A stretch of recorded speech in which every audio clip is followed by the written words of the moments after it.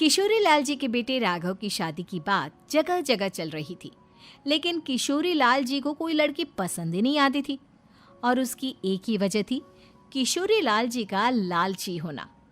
उनको लड़की वालों से मोटा दहेज चाहिए था और इसी चक्कर में एक दिन वो एक बहुत पैसे वाले के घर अपने बेटे का रिश्ता लेकर पहुंचे। उस आदमी का नाम था ओम प्रकाश।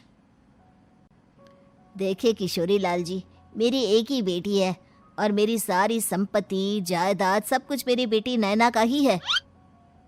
पापा, नाम से लगता है बहुत खूबसूरत होगी। कितना अच्छा नाम है ना, नैना। ओ, वैसे बात तो सही है आपकी। अब इतना पैसा है, जमीन जायदाद है, इकलौती बेटी, आप भी क्या करेंगे?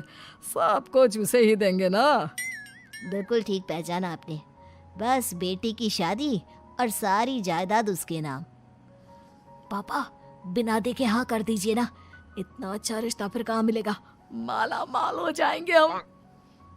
मैं अपनी बेटी को बुलाता हूँ। अरे नहीं नहीं नहीं नहीं, आपकी बेटी का नाम नैना है, सुनकर ही लगता है बहुत सुंदर होगी। रहने दीजिए अंकल, मैं तो आपकी बेटी के नाम से ही इतना खुश हो गया हूँ कि उसे बिना देखे शादी करने को तैयार हूँ। अब तो मैं उसका चेहरा सीधे शादी के बाद ही देखूंगा। और इस तरह राघव नैना का चेहरा नहीं देखता और उससे शादी कर लेता है। शादी के बाद अपनी सुहाग रात पर जब राघव नैना का घूंघट उठाकर देखता है तो नैना की आंखें बंद थी। कितने खूबसूरत हो तुम नैना, जरा अपनी आंखें खोलकर मेरी तरफ देखो तो सही। नहीं, मुझे शर्म आती है। अरे, मैंने तुम्हें शादी से पहले भी नहीं देखा, और अब अगर तुम आंखें खोलकर मुझे देखोगी भी नहीं तो मुझे अच्छा कैसे लगेगा? इससे पहले कि नैना अपनी आंखें खोलकर राघव की तरफ देखती, अचानक से लाइट चली गई और राघव नैना को पूरी तरह से देख भी नहीं पाया। अगली सुबह नैना राघव के लिए नाश्ता बनाकर लेकर आई। अरे ये क्या, आधा पराठा सेका हुआ है और आधा बिल्कुल कच्चा। ये तुमने क्या किया नैना? बहू, तुमने क्या आधा पराठा तवे से नीचे लटका कर रखा था, जो आधा सेका है और आधा कच्चा? मुझे जितना दिखेगा उतना ही तो सीखूंगी ना पापा जी। जहाँ जहाँ मुझे नजर आ रहा था वहाँ मैंने सीख लिया, जहाँ जहाँ नहीं दिखा वहाँ कच्चा रह गया होगा। इसका क्या मतलब है? ये कैसा मजाक कर रही है तुम? अरे बहू, तुमने इतना लंबा घूंघट क्यों लगाया हुआ है? देखो, हमारे घर में बहुओं को बेटी की तरह रखा जाता है, और फिर तुम तो इतना सारा माल लेकर आई हो। देखो, ये घूंघट डालकर रखने की कोई ज़रूरत नहीं है। हाँ नैना, पापा जी ठीक कह रहे हैं, तुम तो आराम से रहो, अपना ही घर समझो। नैना अचानक से अपना घूंघट उठा लेती है। अरे ये क्या पापा, नैना की तो एक आंख फूटी हुई है। नाम से नैना, लेकिन ये तो कानी बहू निकली। मेरे साथ धोखा हुआ है, धोखा। बिना दिखाए अपनी कहानी लड़की मेरे संग ब्याह दी। मुझे कहानी भी नहीं चाहिए। मुझे अभी ओम प्रकाश जी से बात करनी पड़ेगी। आखिर उन्होंने मेरे साथ ऐसा किया क्यों? अरे, आप लोगों ने ही तो पापा से कहा था कि आप लोग शादी से पहले मुझे देखना नहीं चाहते। अब मेरे पापा पर क्यों इल्जाम लगा रहे हैं? अरे लेकिन उन्हें बताना तो चाहिए था ना कि तुम कहानी हो, एक आंख से तुम्हें दिखाई नहीं देता। किशोरी लाल और राघव नाराज होकर ओम प्रकाश को अपने घर बुलाते हैं। पापा जी, ये आपने क्या किया? शादी से पहले बताया क्यों नहीं कि नैना की आंखों में परेशानी है? अरे, आप ही ने तो लड़की देखने से मना कर दिया था। और लेकिन आप बता तो सकते थे। आपको तो हमारी बेटी की प्रॉपर्टी चाहिए थी, वो भी पूरी की पूरी। अब क्या हुआ अगर उसे आधा दिखाई देता है? प्रॉपर्टी तो आपको पूरी मिल गई ना। अरे ये क्या बात हुई? मेरी शादी प्रॉपर्टी से नहीं, आपकी बेटी से हुई है।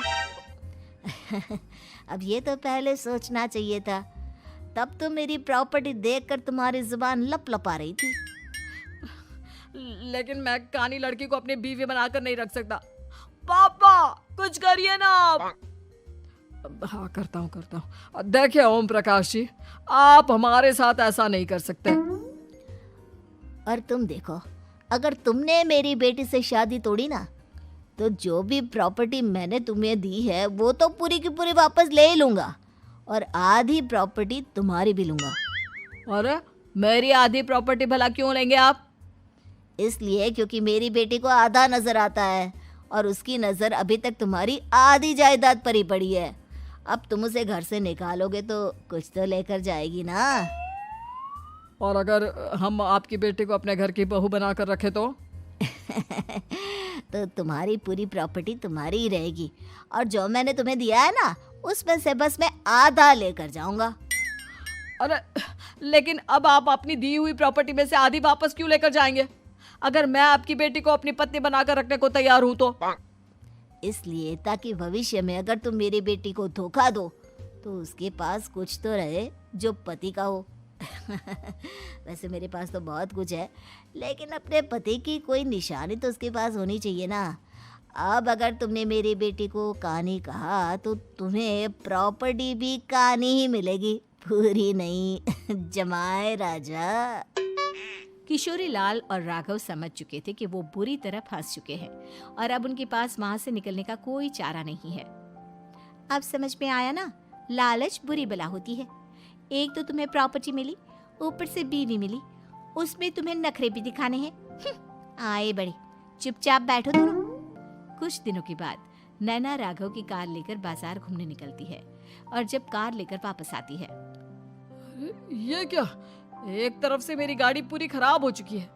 लगता है तुमने मेरी गाड़ी को किसी दूसरी गाड़ी के साथ एक्सीडेंट किया है। अरे अरे कितना बड़ा नुकसान कर दिया तुमने बहू। वो क्या है ना पापा जी, मुझे एक आंख से दिखाई नहीं दे रहा था, सामने से गाड़ी आ रही थी। मुझे तो सिर्फ आधा ही दिखाई दिया और वो गाड़ी मेरी कार से रगड़ते हुए निकल गई। अब मैं क्या करूं बताओ? आप इसे ठीक कराने के पैसे कौन देगा? तुम्हारे पापा। तुमने मुझसे इस तरह से बात की? अभी रुको। नैना राघव की शिकायत ओम प्रकाश को कर देती है। देखो राघव, अब जो मेरी आधी प्रॉपर्टी तुम्हारे पास थी ना उसमें से आधी और मैं लेकर जाऊंगा क्योंकि तुमने मेरी बेटी को डांटा। अरे नहीं नहीं पापा जी, गलती हो गई, माफ कर दो। गलती की तो कोई गुंजाइश ही नहीं। अगली बार मेरी बेटी को डांटा तो बची हुई आधी में से आधी और ले जाऊंगा। लालच के चक्कर में हम दोनों ने बहुत बड़ी गलती कर दी बेटा। एक तो तुम्हें कानी बहू मिली और ऊपर से जो माल मिला वो भी काना। इस तरह राघव की हर एक गलती पर ओम प्रकाश उसकी प्रॉपर्टी का आधा आधा हिस्सा लेकर अपना सारा माल वापस ले गया और राघव को कानी बीवी से काम चलाना पड़ा। भाई लालच वाकई में बुरी बला है।